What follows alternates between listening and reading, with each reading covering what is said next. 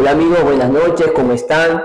Es una alegría estar con ustedes, sé que se van sumando, sé que van llegando. Bueno, en primer lugar, desde ya quiero agradecer a todos los que nos acompañan, los que están con nosotros. Voy a ver aquí en mi Facebook, aquí en la compu, para ver quién está con nosotros y mandarle un saludo y también pedirles, si es posible, que compartan lo que vamos a hacer hoy. Es la primera vez de algo que siempre estuvo en mi corazón, poder invitar amigos que puedan enseñarnos las escrituras, tener una charla amena sobre la palabra de Dios, y justo se dio en esta oportunidad de tener con nosotros el evangelista Alessandro. Él está aquí presente, seguramente no nos agrada mucho de los elogios, pero es un referente en nuestra ciudad, en la frontera, en lo que concierne a las escrituras, a la enseñanza, a la teología bíblica, y es un motivo de inmensa alegría poder recibirlo y de que él esté con nosotros. Les voy a pedir que en esta noche ustedes puedan comentar lo máximo que puedan hacer preguntas también, estaría buenísimo, y compartirle a otras personas que van a escuchar algo diferente, algo distinto. Es parecido a un podcast, aún no llegamos a donde queremos estar, pero siempre es bueno dar un comienzo, empezar por algo. Dice la Biblia que no despreciemos los pequeños comienzos, y esa es la motivación que nos da el Señor para alcanzar el sueño que tenemos en Cristo, comenzar. Y qué lindo es poder hoy estar junto con ustedes a través de un celular, utilizar los mecanismos que Dios nos da, que es la tecnología, para poder estar juntos. Bueno, hice toda esta introducción para que ustedes se vayan sumando también, ¿no? Para que vayan entrando de a poquito, compartiendo en su Facebook, compartiendo en su WhatsApp, mandándole a sus amigos. Entonces les pido que ustedes puedan estar con nosotros hoy y ya comentar, ponerle me gusta y mandarle a las personas que ustedes tienen también ganas de que escuchen. Bueno, comenzamos entonces. ¿Cuál es la idea de hoy? La idea de hoy es poder conversar un poco sobre la Reforma Protestante. Tenemos varias personas ya aquí, así que muchas gracias por ya estar participando con nosotros. Vamos a hablar hoy sobre la Reforma Protestante. Sabemos que octubre es el mes de la Reforma, ¿no es verdad? Y octubre pasó, y entonces tuvimos aquí 5 clases sobre la Reforma, sobre las 5 solas en realidad, en la cual pudimos aprender y recordar a nuestros hermanos la importancia que la Reforma tuvo en su tiempo y cómo también es importante en los días de hoy. Hoy invitamos al evangelista Alessandro para participar con nosotros, para que él pueda hacer un resumen de todo lo que se habló aquí, y también para que podamos hoy recordar todo aquello que nuestros hermanos hicieron para poder también poner en práctica de alguna manera y contextualizar en nuestro tiempo algo similar a esto. Entonces le paso a nuestro hermano Alessandro que esté saludando, y después ya empezamos con las preguntas que le voy a hacer hoy. Tens libertad, irmão. Tá bom, obrigado, William. Eu primeiro quero parabenizar vocês aqui da igreja, né, dessa comunidade da fé, pela iniciativa de ter promovido esse primeiro podcast, podemos dizer assim, né? E eu me sinto muito grato em ser um convidado para poder contribuir naquilo que me é possível, né, com esse tema, como tu já mencionou aí, que é bastante importante, né? Bastante importante, e nós, como cristãos protestantes, jamais devemos esquecer do que foi a Reforma Protestante, né? Lá em 1517. Somos fruto dessa reforma, né? Na verdade, eles nos deixaram um legado que nós devemos preservar e dar continuidade. Amém. Eu também quero me dirigir aos que estão já participando no Facebook, né? A minha saudação, a minha alegria em poder me dirigir até vocês. Espero que seja de proveito para você que está aí do outro lado, tá bom?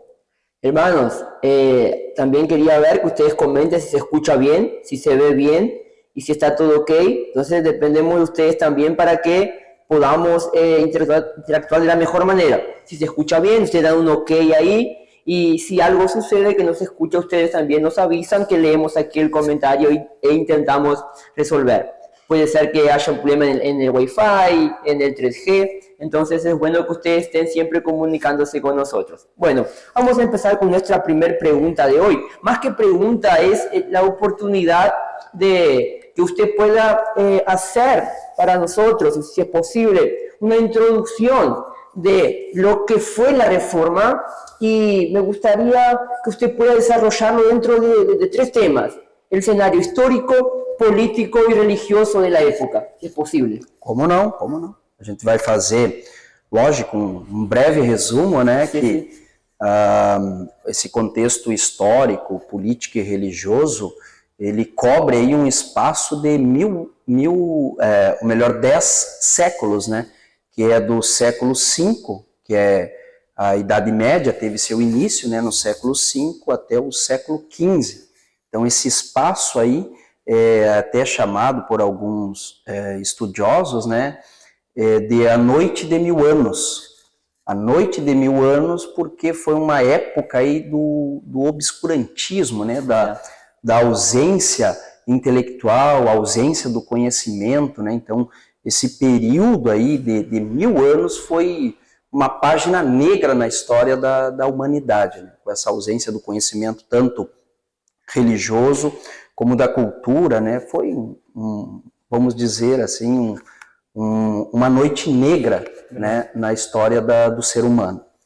E como tu disseste aí nos três aspectos, né? Sí, me gustaría que puedas hablar sobre esto, sobre ya diste algo que a mí me llama mucho la atención, la noche de los 1000 años.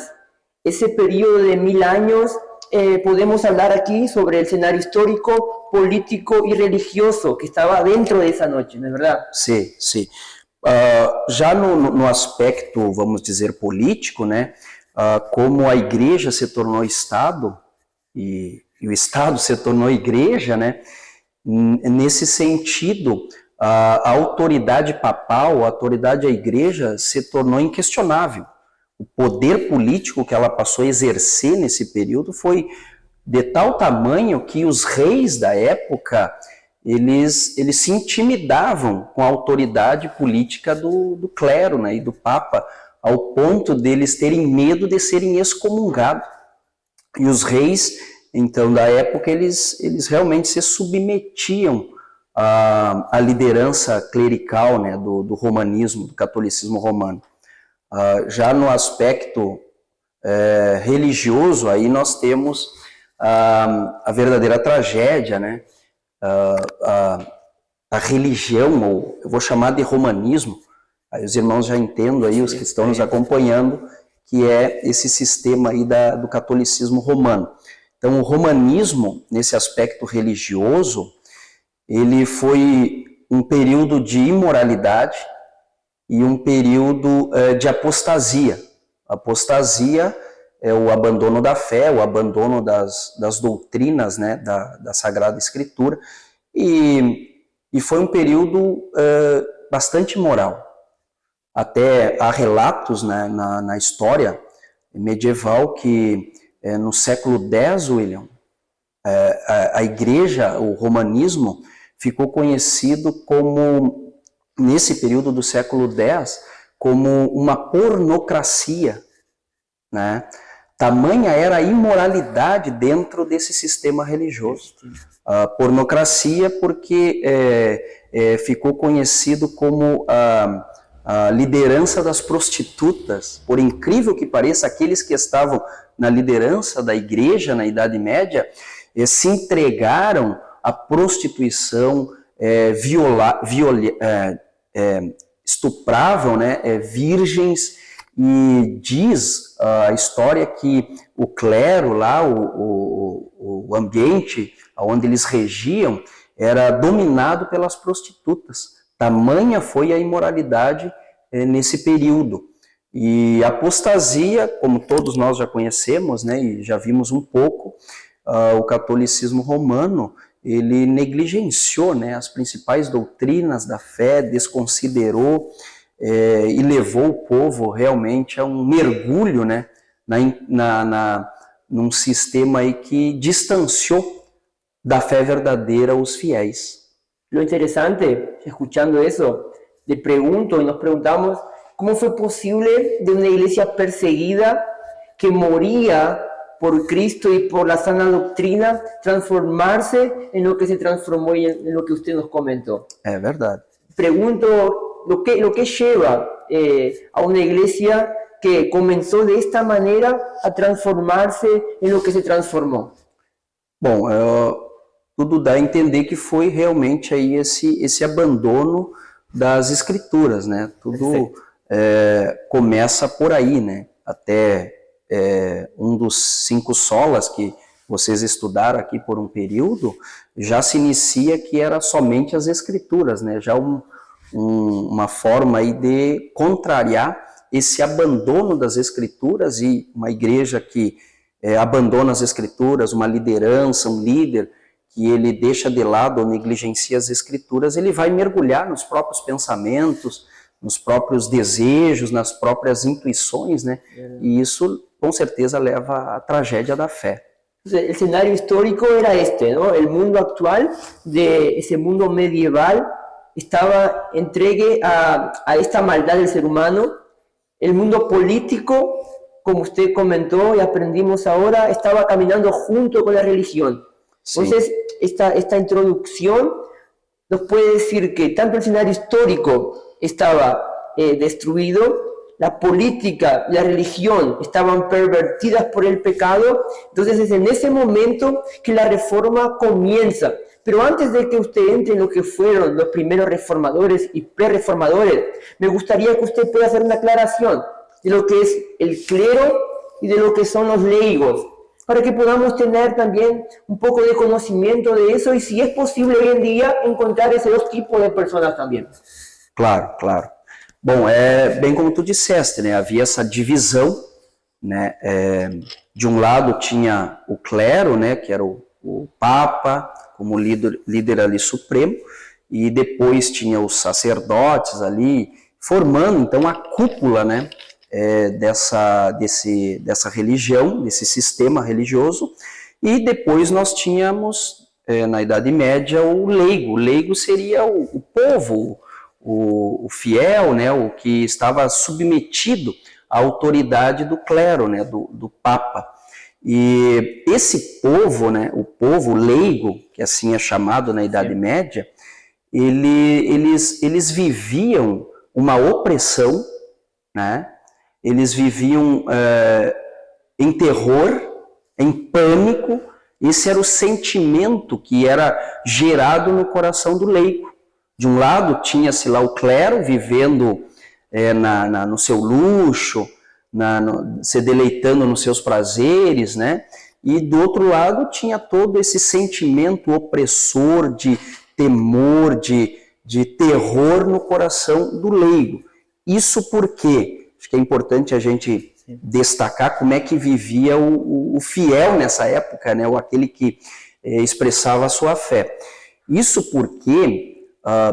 acredito que dá para resumir em 2 motivos, que são assim, ó, a insegurança da salvação. O leigo, por mais que ele demonstrasse a sua crença, ele era inseguro da sua salvação. Ele não conseguia ter certeza da sua salvação devido à forma como o clero apresentava o cristianismo. Então ele era totalmente inseguro da salvação. E o segundo motivo que eu acredito que consegue resumir esse sentimento opressor, de terror, de medo do leigo, era a realidade do purgatório.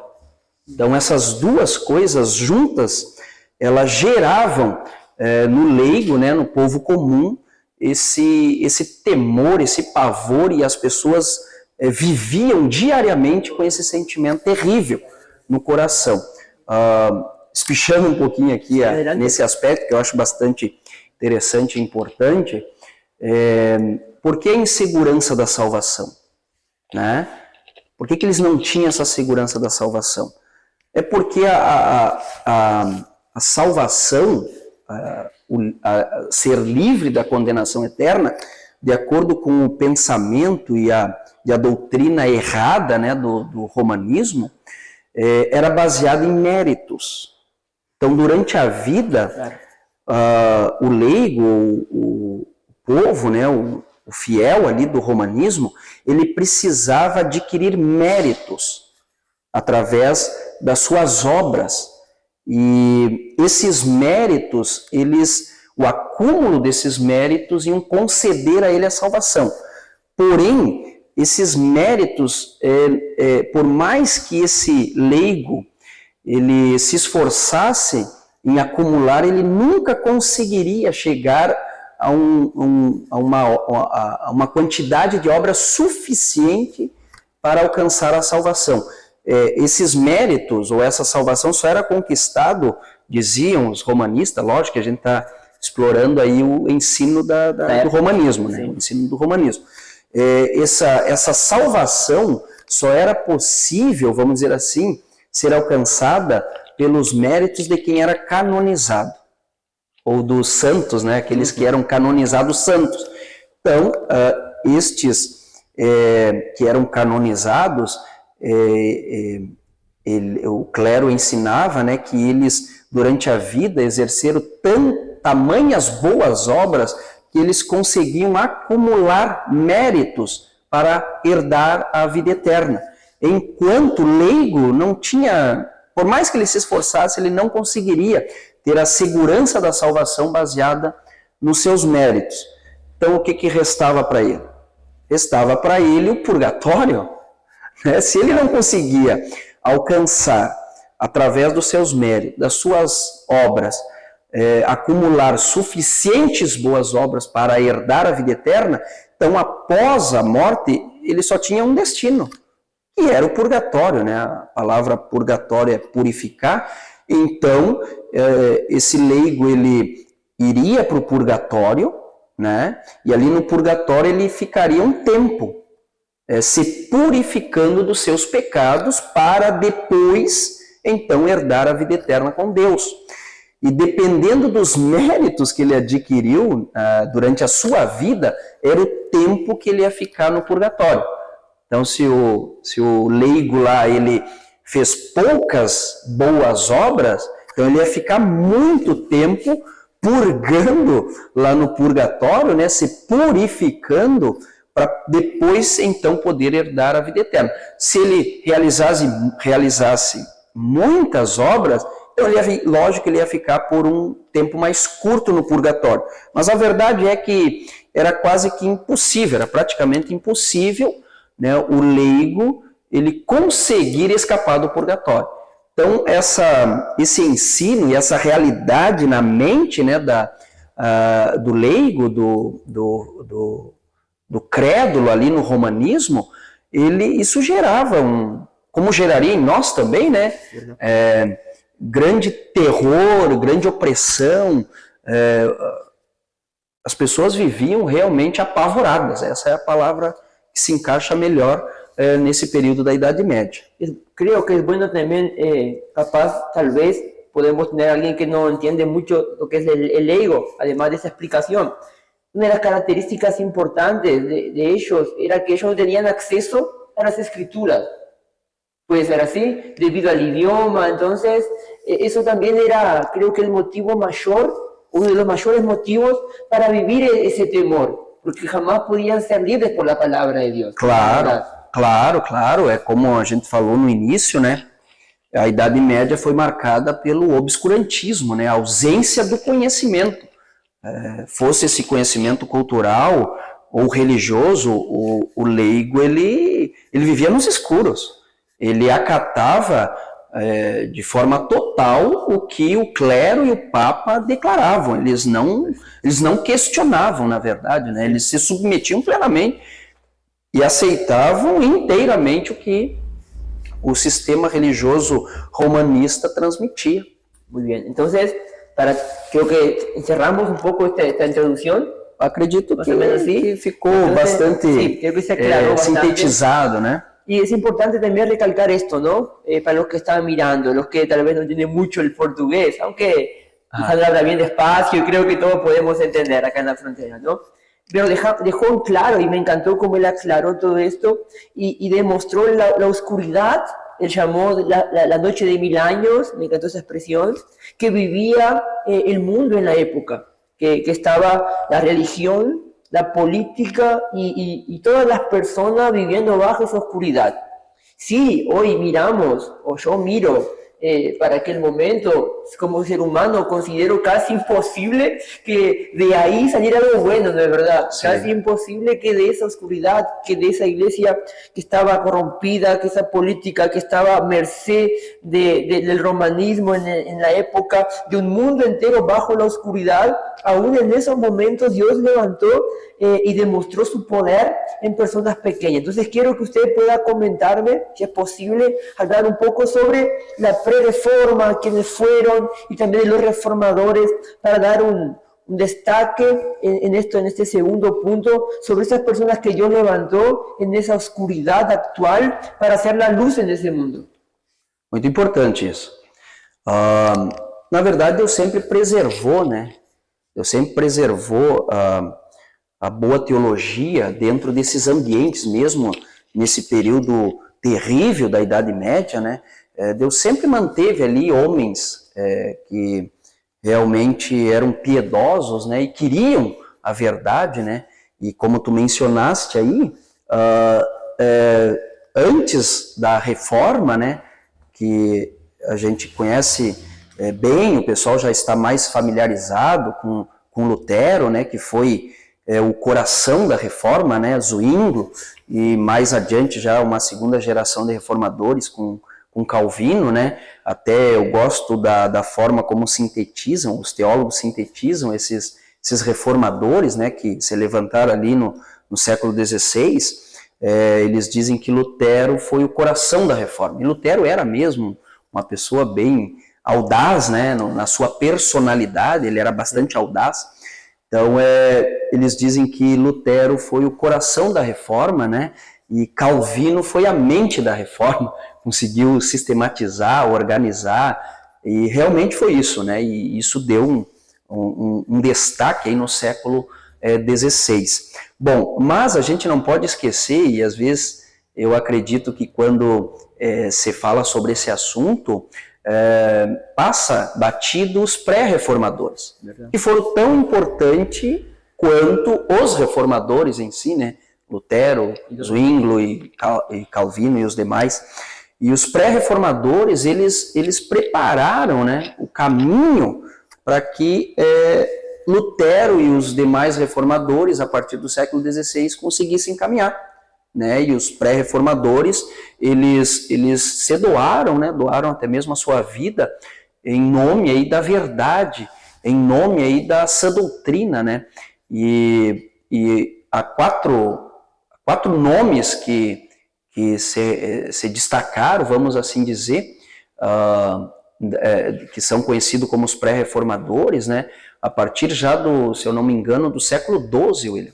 A partir já do século XII, já começa a aparecer aí em destaque essas figuras que ficaram conhecidas como pré-reformadores, né? E 4 nomes se destacaram, que foi Pedro Valdo, ele que no século XII aí propõe aí, né, uma teologia, uma reforma teológica na igreja, né?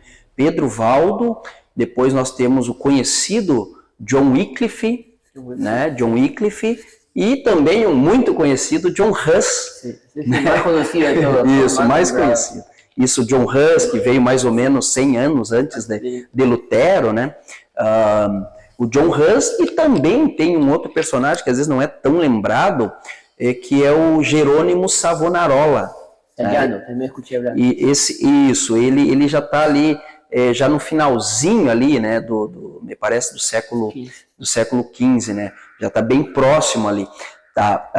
Só que há de se destacar que Pedro Valdo, John Wycliffe e o John Huss, eles propuseram, né, uma reforma teológica, uma reforma doutrinária da Igreja Católica Romana, né? Eles queriam uma reforma mais nesse aspecto doutrinário que, como nós já conversamos, eles negligenciaram, né? Eles trouxeram novidades e abandonaram a sã doutrina, né? Então, esses 3 primeiros pré-reformadores, que eu mencionei, eles se focaram assim, né, e mais com respeito a uma reforma doutrinária, teológica, né.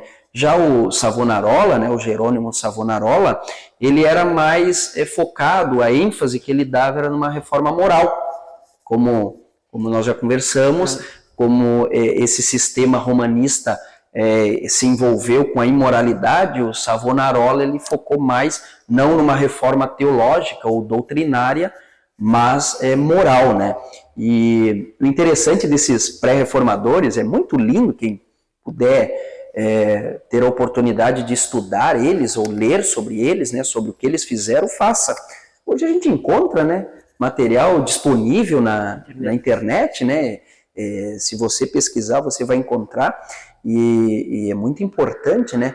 Esses pré-reformadores, focado nessa reforma doutrinária e teológica, eles se opuseram ao romanismo, ao clero, né? Eles se opuseram realmente, eles levantaram a bandeira da sã doutrina, eles também queriam a tradução da Bíblia, porque até então, né, o clero romano tinha a Bíblia em latim, somente em latim, e eles então eles queriam isso, a tradução da Bíblia para justamente o povo entender na sua língua.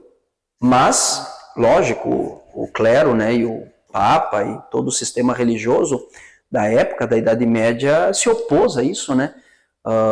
O John Wycliffe conseguiu traduzir a Bíblia do latim para o inglês, né? Mas foi perseguido, foi excomungado, foi atacado pelo romanismo, né? E o John Wycliffe também, junto com Pedro Valdo e o John Hus, ele focou mais em denunciar a corrupção da igreja, né? Onde eles se corromperam fortemente, principalmente ali com as indulgências, com todo esse sistema de pagar, né, para adquirir perdão. E então o John Hus ele se levantou fortemente contra a corrupção da igreja, né, contra as falsas doutrinas, né, e os discípulos, que a gente fala sobre os pré-reformadores, e parece que eles estão sozinhos, né, nesse período, mas não, eles formaram discípulos que levantaram a bandeira deles, né, e que proclamavam o que eles também proclamavam, né. Lógico, foram perseguidos, me parece que o John Hus foi queimado, né, eu acho que essa foi o fim dele, né, mas ele não negou a fé e seguiu, né, durante a sua vida, mesmo sobre as ameaças, seguiu proclamando, né, a sã doutrina, denunciando a corrupção da igreja, querendo aí a tradução da Bíblia para que o verdadeiro evangelho chegasse até o leigo, até o povo, né, e eles pudessem compreender aí, não ficar nessa escuridão religiosa de crença, né, e se libertassem disso aí. Importante saber. Y otra cosa quiero preguntarle, si usted puede marcar algo que fue un divisor de aguas en ese momento. Mucho hemos hablado fuera de aquí, de las cámaras, con usted, con los demás amigos. Y una de las cosas que ustedes siempre me marcan es la imprenta, ¿no? La impresión, que eso fue también fundamental para que cuando llegue la reforma haya una mayor expansión de las escrituras y del mensaje de los reformadores, ¿no es verdad? Sim, é um destaque aí bastante importante, né? Porque além dos pré-reformadores, com essa proposta de voltar à sã doutrina, da ênfase nas escrituras e a tradução da Bíblia, né?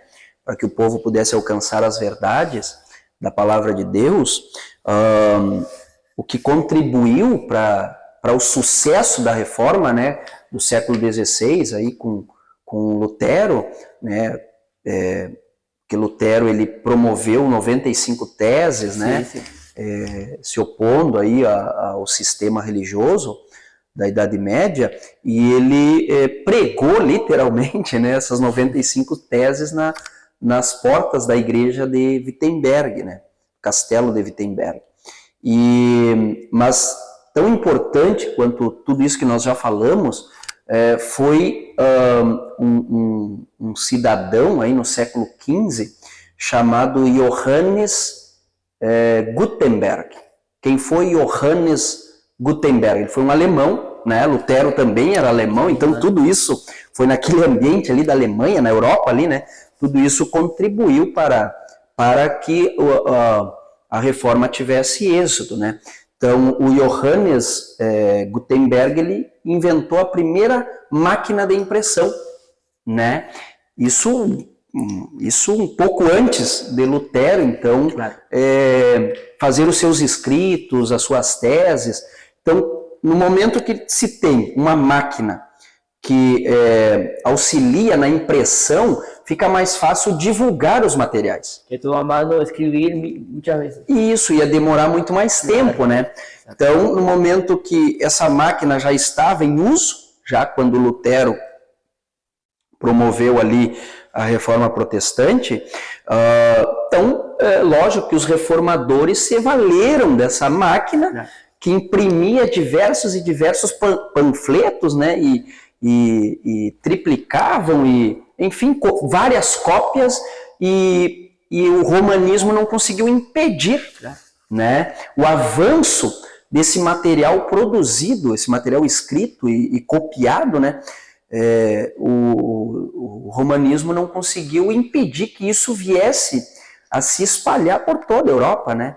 E, lógico, né, William, acho que é importante destacar, acima de tudo, dessa invenção da máquina de imprensa, nós temos a mão de Deus, né, administrando toda a situação. Nós cremos nisso, né, que Deus sempre preservou, né, a homens que realmente estavam empenhados com a verdade, né. Então, tudo isso a gente vê a história caminhando e a mão de Deus administrando e orquestrando toda essa situação. Tá? Então, acredito que a imprensa, a descoberta, né, da imprensa, de fazer várias cópias, né, e isso promovendo o insucesso do romanismo, impedir essa divulgação. O próprio Lutero, o Novo Testamento, se eu não me engano, ele traduziu para o alemão e levou, acho, se eu não me engano, de 6 a 9 meses. Ele conseguiu fazer a tradução, né, do Novo Testamento, e em seguida isso aí foi copiado e foi espalhado na Europa, né, principalmente na Alemanha, e isso também facilitou muito mais a vida dos reformadores do século XVI do que os pré-reformadores que vieram antes, né, século XII, século XIV ali. Então, foi um instrumento que valeu muito a pena, que eu acredito que tu vai concordar comigo, que hoje em dia, com o advento das redes sociais, da internet, que também é uma forma espetacular de espalhar o evangelho, né? Claro. Espetacular. E hoje a gente vê que o evangelho tem alcançado povos, tem alcançado regiões aonde, se não fosse o advento da internet, demoraria para chegar. Mas hoje uma pessoa pode estar lá do outro lado do mundo assistindo esse podcast, assistindo, né, através da rede social. Então, hoje a gente consegue entender a proporção, né, e a vantagem que se é de ter uma máquina que ela possibilita uma divulgação mais ampla. Perfecto. ¿No? Dejó clarísimo. Mientras toma un poco de agua, hermano, decirle que está recién empezando. Estos dos primeros puntos fue la introducción de lo que queremos hablar hoy. Entonces quedó clarísimo. A mí me dejó con otra visión algunas cosas, clarísimo cómo estaba el escenario de la época, clarísimo también los pre-reformadores, los reformadores que ya fue aquí nombrado también, y ya que usted habló sobre la imprenta y sobre la divulgación de material y también de las escrituras, sé que tiene mucha importancia lo que le voy a preguntar, pero ¿cuál es la real importancia de las escrituras, de la palabra de Dios en el comienzo de la Reforma? ¿Usted me puede comentar algo sobre esto? ¿Cuál es la real importancia de las escrituras en el comienzo de la reforma protestante, ya como ese fuego que está creciendo y esparciéndose por Alemania y después por el mundo de la época? Sim, sim.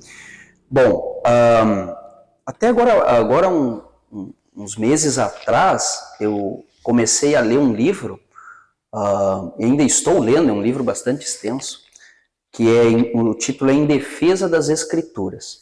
Eu cheguei num capítulo bastante interessante, que é sobre o livre exame. O livre exame. O que seria o livre exame, ou a livre interpretação?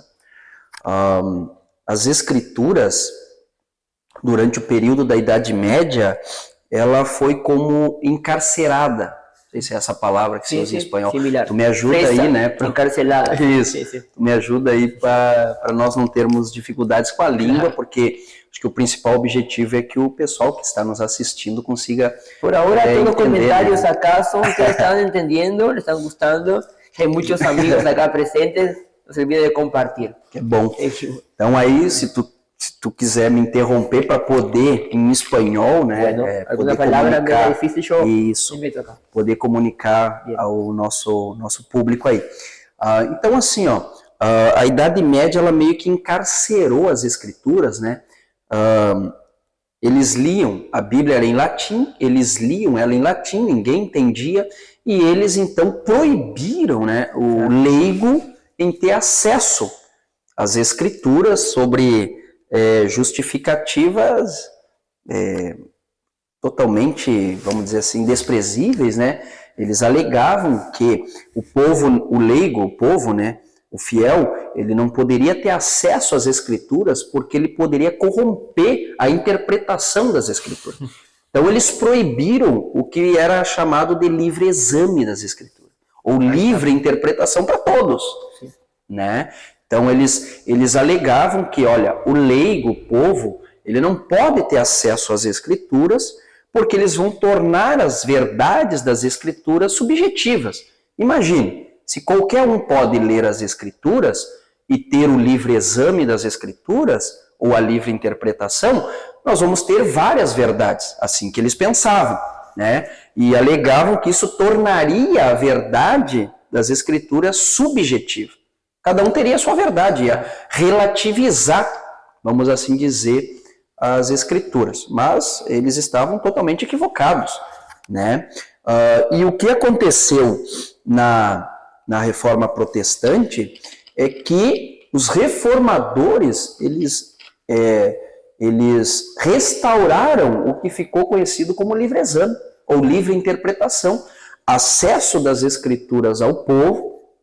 O povo, então, tendo esse acesso, ele conseguiria compreender ali as verdades, né, as reais verdades do cristianismo, as suas doutrinas. Lógico, esse livre exame não pode ser feito de maneira irresponsável, né, senão ficaria subjetivo mesmo.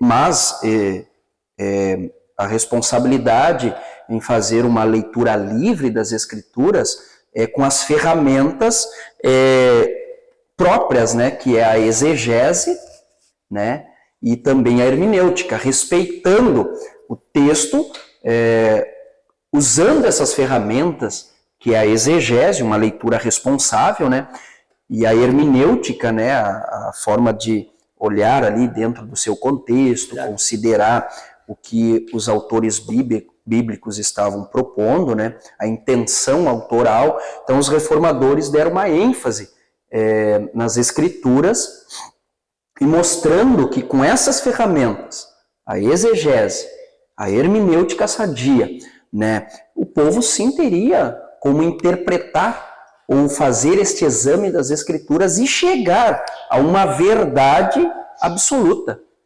diferente do que o clero romanista pensava, né? Que o povo, ao ter acesso à Bíblia, ia tornar as verdades relativas ou subjetivas, enfim, mas não foi o que aconteceu, né? O acesso às Escrituras, ou o livre exame, promoveu aí uma leitura, assim, responsável, e a reforma realmente estourou na Europa e nos alcançou até hoje, no século 21. También le pregunto, porque siempre cuando comenzamos a aprender, yo sé que estoy empezando a aprender sobre la Reforma y me llamó mucho la atención y me encantó bastante conocer la vida de estos hombres que hicieron la diferencia en su tiempo.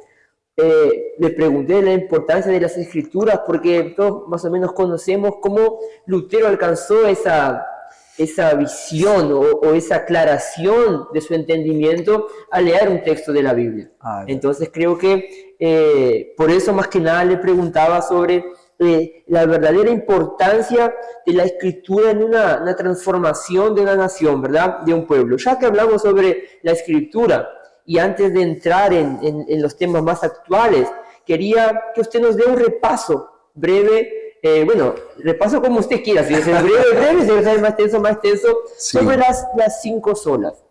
Bom, ya que hablamos de las Escrituras, ya si quiere empezar por ahí, sobre la Escritura, y hablando de las 5 solas, un repaso para nosotros tener uma aclaração maior sobre isso. Tá certo. A gente tem que lembrar, né, primeiro, quais são os 5 solas, né? Vocês aqui, né, felizmente tiveram aí um seminário, né, e foi destacado, né, teve as aulas aí com os nossos colegas, né, nossos irmãos que vieram aqui e contribuíram com esse seminário, e vocês repassaram, né, um por um, né, então quais são os 5 solas, para a gente relembrar o pessoal, né, então somente as Escrituras, né, somente as Escrituras, somente a fé, somente a graça, somente Jesus Cristo e somente a glória a Deus. Esses são, vamos dizer assim, a grosso modo, a síntese, né, o resumo do que foi a reforma, né.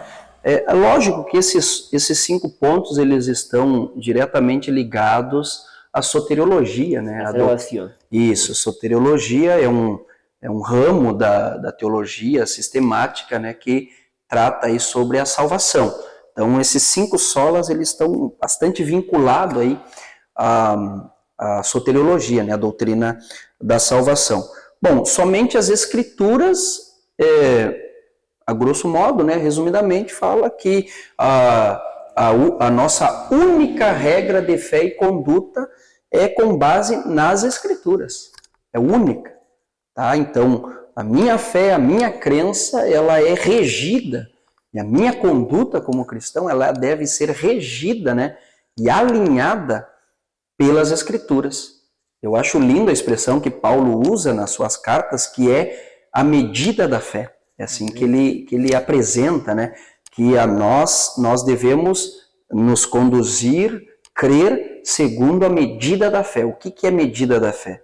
Sei que às vezes as pessoas interpretam errado e acham que medida da fé, que Paulo fala, é assim: se você tiver uma fé grande, você vai alcançar coisas grandes, né?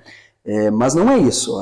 Quando Paulo trata que nós devemos crer segundo a medida da fé e não pensar além, né, disso, ele está falando justamente da revelação do cânon, né, da revelação bíblica, dos livros, tanto do Antigo Testamento como do Novo Testamento. Então, esses livros, eles formam, como diz a palavra, um cânon, né, uma medida. Então, a minha crença, a minha prática de vida cristã, ela deve estar dentro dessa medida. Nada além e nada aquém. Né? Então, deve estar dentro disso. Então, quando os reformadores trouxeram, né, somente as Escrituras, foi justamente isso. Foi uma resposta, né, dada ao clero que rejeitava somente as Escrituras. Sim, eles acreditavam nas Escrituras, porque tinham a Bíblia em latim, né, eles tinham acesso à Escritura, mas alegavam que não era somente as Escrituras. Tinha a revelação papal, tudo que o Papa dizia, né, e os seus sacerdotes ali, né, o seu clero ali, diziam também valia como a Escritura. E isso os reformadores rejeitaram e disseram: não, a única regra de fé e conduta é as Escrituras, né? Isso relacionado somente às Escrituras. Já os demais solas, né, somente a fé e somente pela graça, né, isso aí já trata aí que a única forma de alcançar a salvação não é pelas obras, como foi anunciada na Idade Média, né, que vocês vão lembrar que no início aqui nós falamos, né, que uma pessoa para ser salva, ela deveria acumular méritos, né? E esses méritos eram sempre insuficientes, né, para se chegar à salvação. Os reformadores disseram não, a pessoa é salva somente pela fé e pela graça. Não há méritos no homem. A salvação não é alcançada pela prática de obras. As obras é um efeito da santificação e não da justificação. Amém. Tá? Que aí nós chegamos no próximo sola, né? Que é somente Jesus Cristo. Ou seja, o único mediador entre Deus e os homens para se chegar à salvação.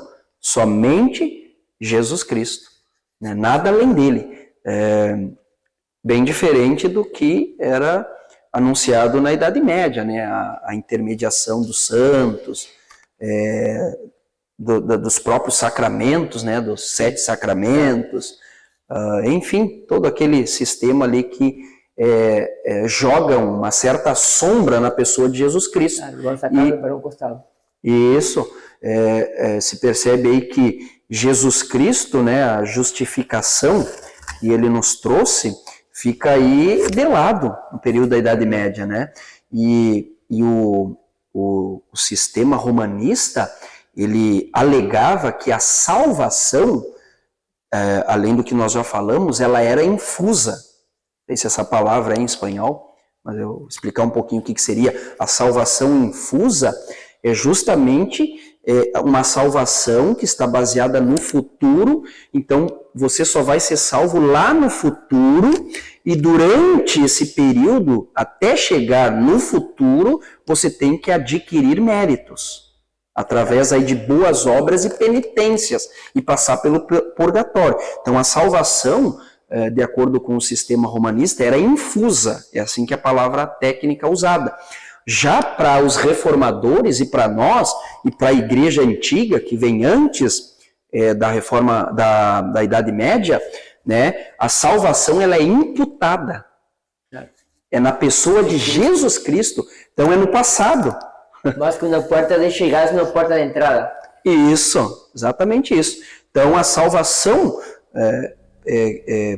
que os reformadores reafirmaram, não tem nada novo, né, nos 5 solas, né? Os reformadores não trouxeram nada novo, eles simplesmente resgataram essa doutrina que foi corrompida durante a noite de 1000 anos, tá? Da Idade Média.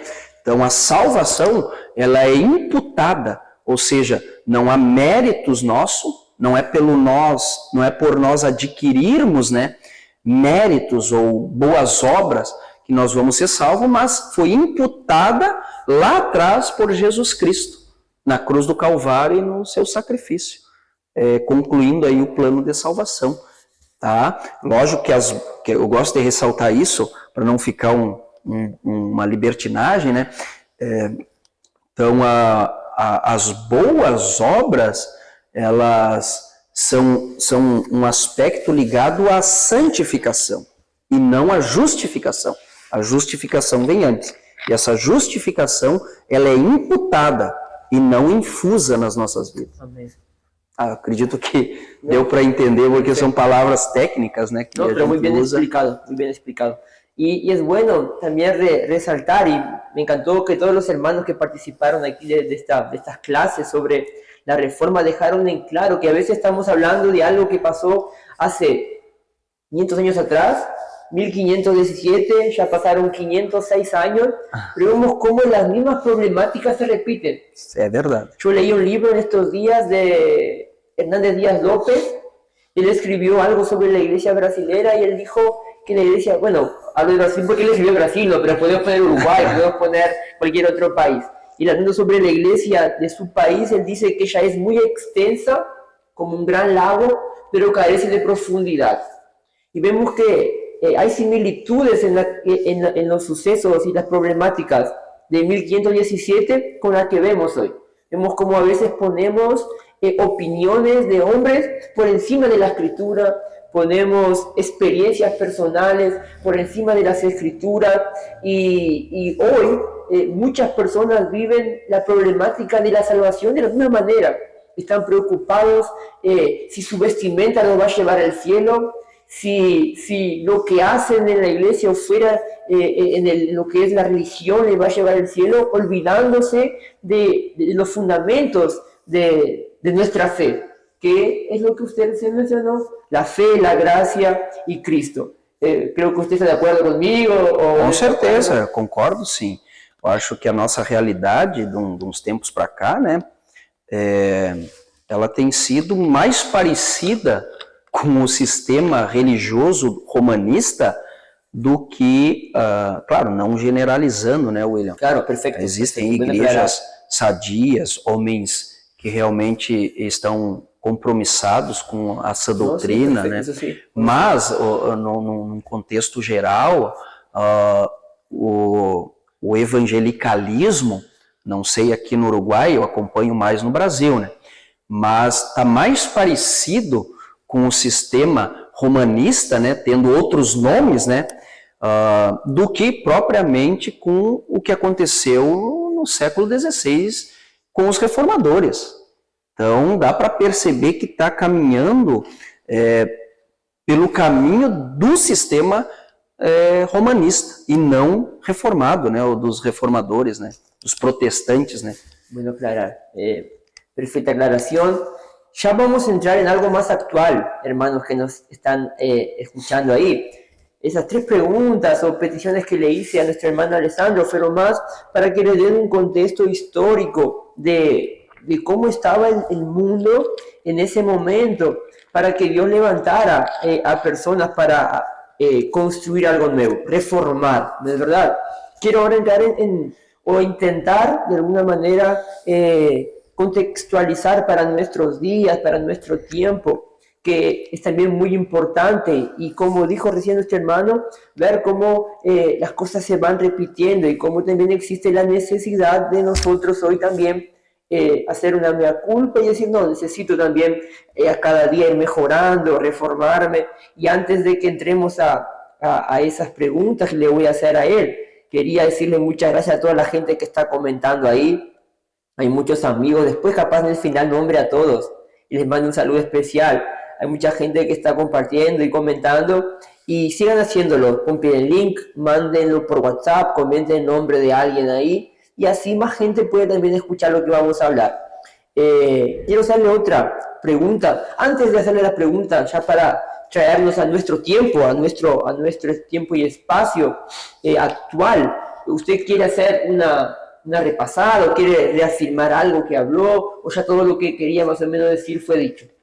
Eu acredito que deu para a gente caminhar numa esteira aí, né, e vemos, acredito que de uma forma bastante sintetizada, mas bastante objetiva, né? Eu creio que sim. Acredito que sim também, bueno, não sei o nosso público, né? Creo que la gente le está gustando, está poniendo me gusta, corazón por ahí, así que está bien, no hay ni un me enoja todavía. Hermano, hablamos, para recordarles, hablamos sobre la introducción de la reforma, hablamos sobre el escenario, ¿verdad? El escenario que estaba finalizado, histórico, político, religioso. Hablamos sobre los pre-reformadores y los reformadores. Hablamos sobre la importancia de la imprenta y cómo ella fue importantísima para hacer mucho más cosas con una mayor velocidad, llevar materiales, la Biblia a mucho más lugar de forma más rápida, y hablamos, y eso nos dio el pie, ¿verdad?, para poder hablar sobre las escrituras y sobre las 5 solas. Eso fue más que nada lo que hablamos hasta ahora, y creo que todos pudieron entender bien. Y ya quiero hacerle una cuarta pregunta, y se basa más que nada en lo que hablamos recién. Si usted ve una necesidad de que nosotros como cristianos pudiésemos conocer la historia de la iglesia, desarrollarlo, es preciso, es necesario, de verdad tenemos que volver 500 años atrás. Para usted, ¿es necesario, sí o no? Eu acredito que sim. Eu particularmente, eu gosto, né? Eu sempre estou me atualizando, me atualizando com o passado. Parece um paradoxo isso, né? Se atualizar com o passado, né? A gente sempre se atualiza com o que está na nossa frente, né? Que está chegando de novidade. Mas eu sempre estou procurando descobrir mais e mais sobre a história da igreja. Até eu trouxe aqui, não sei se tu percebeu. Sim. Esse é um livro que é de um curso teológico ali da nossa igreja, né? Do IBE, Instituto Bíblico Esperança. Nós formamos ali na igreja, alguns anos atrás, me parece que foi 3 classes, com base nesse curso do IBE. É um curso básico, né? E a gente estudou durante um período a história da igreja, dos primórdios à atualidade. Então esse é um livro que ele fala bastante aqui sobre esse período da Idade Média, da Idade Antiga, né? Da Igreja Antiga, da Igreja Medieval. Então eu sempre estou ali procurando descobrir e me atualizar, como eu disse, né, sobre esse passado, essa história da igreja, né, cristã, e também a história da teologia cristã. Por quê? Porque isso me ajuda a manter uma ortodoxia. O que é uma ortodoxia? Tá? O que é orto? É uma palavra grega, lógico, né? Orto, essa palavra orto quer dizer reto, né? Ou direito, né? E doxia é um ensino, ou seja, um ensino reto. Essa é a palavra ortodoxia. Eu gosto de usar um exemplo, né? Que é assim, quando a pessoa tem um problema num pé e fica caminhando de uma forma manca, né? Não equilibrada, quando um indivíduo está assim, quem é que ele procura? Um ortopedista, né, que vai ali analisar e vai então procurar corrigir aquela caminhada desequilibrada, né? Então a ortodoxia, ela promove, né, ela mantém aquela doutrina reta desde lá de trás, que por mais que a Idade Média corrompeu, né, e levou muitos à apostasia da reta doutrina, Deus sempre conservou, né? Só a gente dá uma olhadinha para a história da teologia e a história do cristianismo, a gente vai ver que Deus sempre preservou uma boa ortodoxia, né? Então, eu atualmente acredito que é bom olhar a história da igreja para ver que essa ortodoxia não é nova, né? Que os reformadores não trouxeram nada novo, mas eles preservaram a doutrina reta, né? Então, acredito que isso é muito importante, né? E é um estímulo para a gente dar uma olhada para o passado e nos corrigirmos até, né? Se estamos desequilibrados na nossa teologia, né? E corrigirmos ela o mais rápido possível. A mí personalmente también considero importantísimo, y una de las cosas que más me motivan no solo a leer, a buscar a cada tanto ver lo que estos hombres hicieron, también me genera una sensación de esperanza en nuestro tiempo. De esperanza en creer que así como algunos hermanos usados por Dios pudieron hacer la diferencia en su país, en su nación, nosotros obviamente no a esa magnitud, ya que gracias a Dios el Evangelio ya se ha esparcido y esparramado, esa es la palabra, ¿no? Como un pequeño fuego que creció para todos los lugares, más que nada en los países occidentales y libres como nosotros, pero esperanza en poder también influenciar a otros, claro. Afectar a otros con el estudio bíblico, con la enseñanza, siempre motivo y eso también heredé de muchas personas como usted, como nuestros amigos que siempre nos están motivando a leer libros, a buscar información.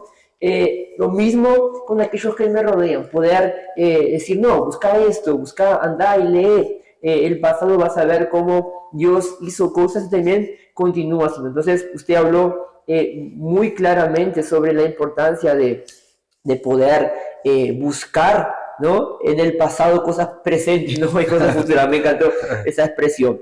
Entonces, sí, consideramos necesario poder volver un poquito atrás, ya la reforma, quién fueron estos hombres, ¿no? Y obviamente, de más está decir, la necesidad actual de nosotros poder conocer cada día más las Escrituras. ¿Usted considera que nosotros precisamos, en general, ¿no? Me incluyo, seguramente usted también se incluye, la importancia de nosotros poder hoy, sobre todo, antes era por la poca información, pero hoy yo considero que la problemática es la cantidad de información. É verdade, é verdade. Antes era la imposibilidad de las personas poder escuchar una palabra sana, hoy es la imposibilidad de escuchar muchas cosas. Entonces, ¿cuál es la importancia en la iglesia en general de la cercanía a las Escrituras?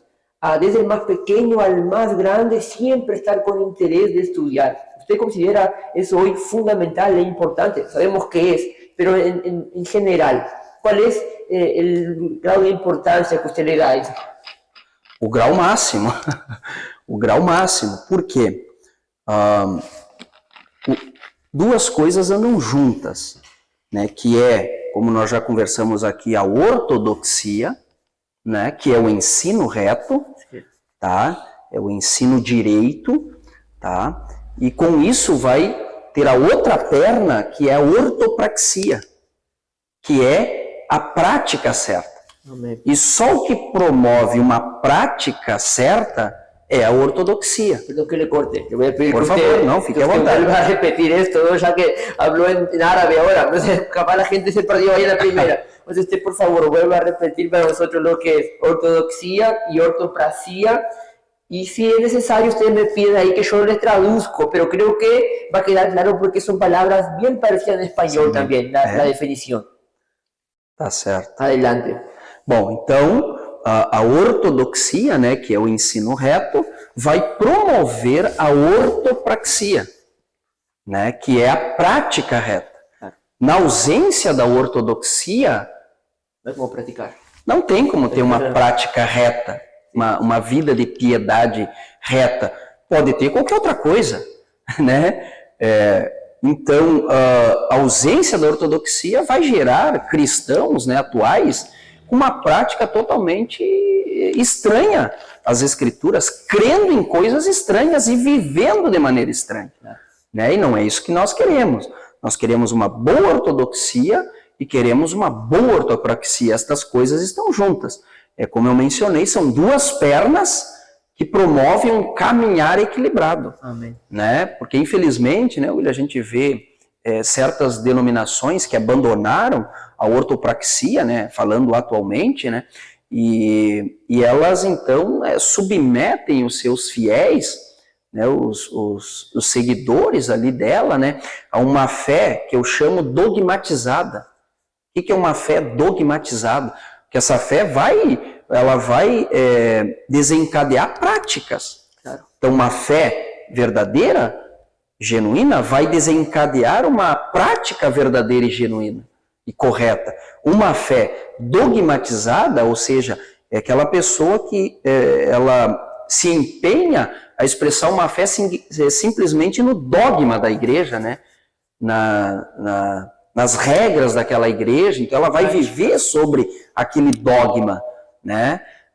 E não deve ser assim, nós não podemos ter uma fé dogmatizada, até porque as denominações, elas não são perfeitas, né, na sua teologia, e até eu gostaria de declarar aqui, né, que eu acredito que uma reforma na dimensão que aconteceu no século XVI é impossível, né, porque antes de acontecer a reforma era uma igreja unificada, né, o romanismo, no caso, era uma instituição única. Depois da reforma, surgiu muitas, né, então não tem como se ter uma reforma nessa dimensão. Mas eu creio que pode sim ter uma reforma mais dentro do ambiente denominacional, Claro. né? Quando ali a fé se torna muito dogmatizada, uma fé com base em experiências, com base em novas revelações. Então esse ambiente, essa denominação precisa de uma reforma, né? Precisa voltar àqueles princípios da ortodoxia, né, para conduzir os seus fiéis ali, os seus seguidores ali daquela denominação a uma ortopraxia coerente, Claro. Com as Escrituras. Perfecto. Más claro, solo se le echa un poquito de agua acá, ¿no? pero creo que quedó clarísimo la importancia que debemos tener en relación a eso. Y como dijimos al comienzo, o al comienzo de este cuarto punto, de la necesidad de las escrituras, es porque hoy cualquier persona está a un clic de una predicación, ¿no? Siempre converso con la iglesia a la cual servimos aquí y les digo que nosotros podemos tener la música que queremos y la prédica que queremos en cualquier momento. Siempre intento implantarles la necesidad de congregar y de sacar, ¿no?, a veces chispas con nuestros hermanos para que podamos convivir, porque si quiero, puedo, bueno, hoy estoy triste, voy a poner una música que me deje alegre de Dios. Hoy estoy enojado, estoy bravo, como decimos en portugués, y voy a escuchar una predicación que hable sobre la venganza de Dios. Entonces lleno mi alma y escucho lo que quiero hablar. Entonces creo también que así como la tecnología ya es importantísima para el crecimiento personal, buscando libros, una buena teología, también podemos juntos, ¿no?, como un pez con un montón de espinas que nos pueden hacer mal. Creo que você pode hablar um pouquinho sobre isso. Sim, sim.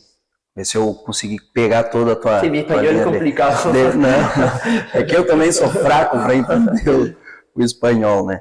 Mas assim, ó, pelo que eu entendi, através ter o cuidado de buscar, é isso, né, que tu quer dizer, um cuidado de buscar uma boa teologia, né?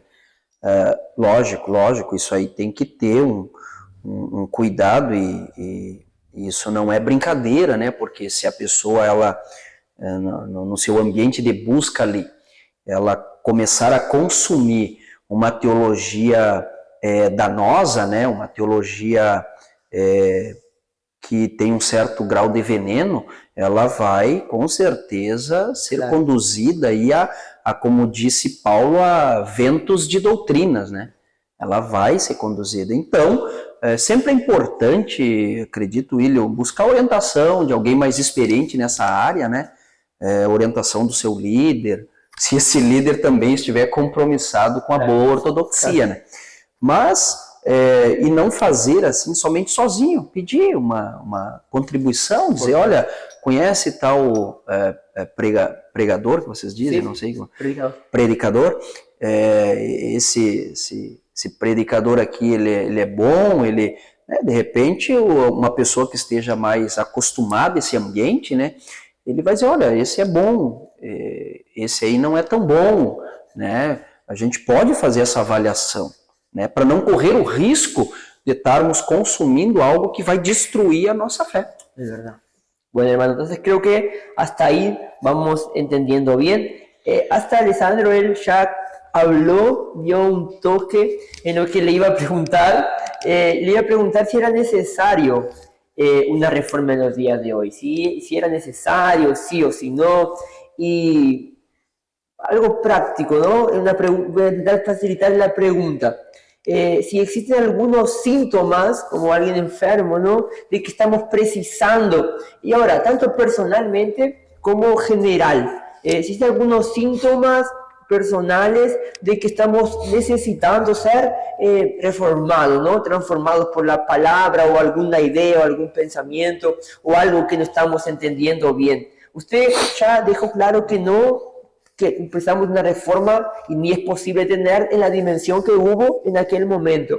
Pero en los días actuales, ¿usted considera que es necesario tal reforma? Y si es necesario, si hay algunos síntomas que podemos percibir de que estamos necesitando de que Dios actúe aí em nós. Sim, sim. Como eu já respondi, né, a gente já argumentou um pouquinho, no ambiente ali onde a pessoa está, ela vai ter que detectar, né, se aquele ambiente ali está distante das doutrinas básicas da fé cristã, porque nós temos doutrinas básicas, né, que essas são intocáveis, elas são inquestionáveis, né. Então, se no momento aquela denominação, aquele público ali, né, que está congregando, ele começa a tocar nesses pontos que são cruciais, precisa sim de uma reforma, né? A pessoa precisa entender que não está bem, né? Tem que detectar isso aí, tem que ter uma sensibilidade para perceber isso aí. E, na verdade, sempre está precisando, né, de uma reforma, porque vai passando o tempo e surgem novas teologias, novos movimentos, novas propostas, e essas novas propostas, esses novos movimentos, eles seduzem, né, realmente seduzem. Paulo, já na sua época, ele falava, né, aos cristãos que ele escrevia: quem vos seduziu? Porque realmente essas doutrinas, essas vãs doutrinas, esses movimentos mais modernos, né, eles seduzem, e tem que se ter o cuidado e perceber. Eu acho que tem muitos indicadores no momento que alguém consegue compreender as doutrinas básicas da fé cristã, tá? Ele consegue também perceber se aquele ambiente onde ele está precisando de uma reforma, está se distanciando ou está se aproximando, né, da verdadeira revelação divina. Entonces, ya quedó claro. Para no cansar a nuestro hermano, vamos a hablar un poquito, vamos a hacer una conclusión, ¿puede ser? Usted puede traer una conclusión personal, hablar un poquito sobre esto que usted mencionó, la conclusión, pensamientos personales, y el impacto que pueda tener en nuestras iglesias, poder practicar todo esto que vamos aprendiendo, pero le doy libertad para usted concluir en la manera que usted se sienta mejor y más a gusto.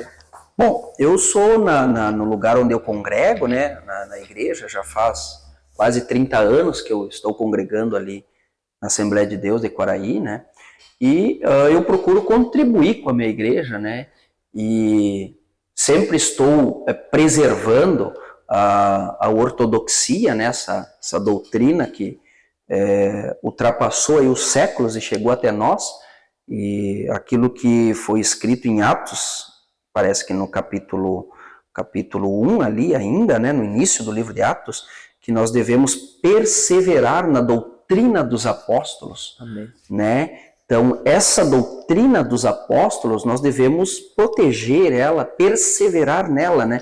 Manter essa ortodoxia.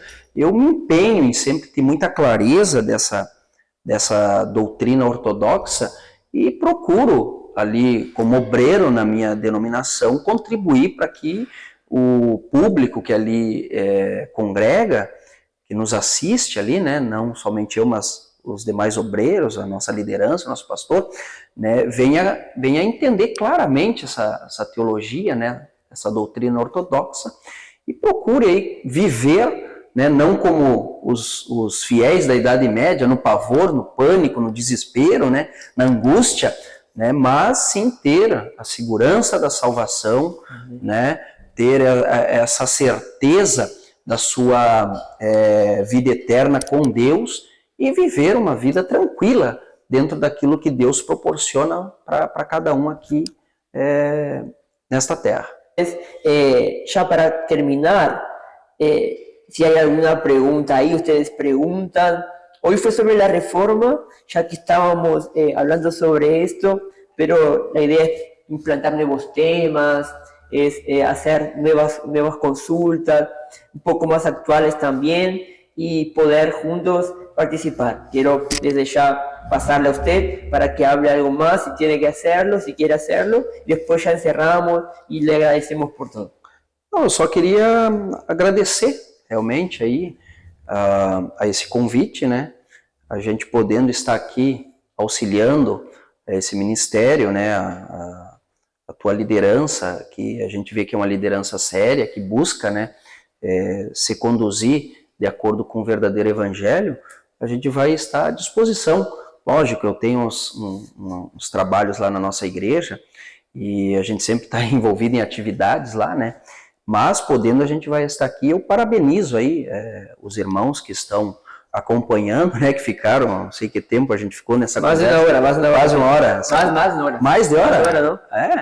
Essa conversa tão agradável. Sim, tá muito tão agradável, muito buena. Né? E acredito que contribuiu, né, tanto para mim, como para ti, como para quem nos assiste, e que vocês possam né? A nossa oração é essa, que vocês possam seguir por este caminho da informação bíblica das Escrituras, porque isso traz uma segurança, né, para a fé e para a igreja em si.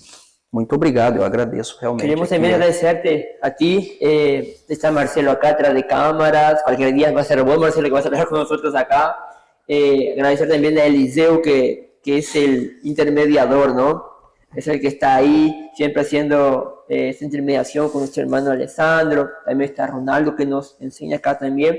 Agradecer la lideranza de ustedes, su pastor, que también siempre les permite poder venir. Alegra mi corazón. Un hombre de Dios allí en Guaraí, los días. Entonces, es increíble poder tener amigos que nos aproximan de Dios. Y les insto también a conseguir amigos que puedan aproximarles de Dios, que siempre estén motivándoles a aproximarse de las Escrituras. Nuestra iglesia es muy agradecida, tanto a usted, como a Eliseo, como a Marcelo, como a Ronaldo, como a su iglesia, por siempre sacar un tiempito y poder venir acá. Ya vino a predicar una vez, ahora vino también a participar en nuestro primer podcast. Entonces queremos agradecerle de todo corazón y pedir que Dios los pueda bendecir. Que Dios los bendiga muchísimo. Solo tengo que agradecer a ustedes también por estar con nosotros. Una vez más, Alessandro, muchas gracias. Y bueno, nos despedimos hoy de nuestro primer podcast y espero que les haya gustado. Y creo que tendremos más novedades, un lugar mejor específico para esto. Siendo orando por ese proyecto, porque creemos que Dios proveerá todo lo que nos falte y será de mucha bendición. Muchas gracias y que Dios los bendiga. Chao.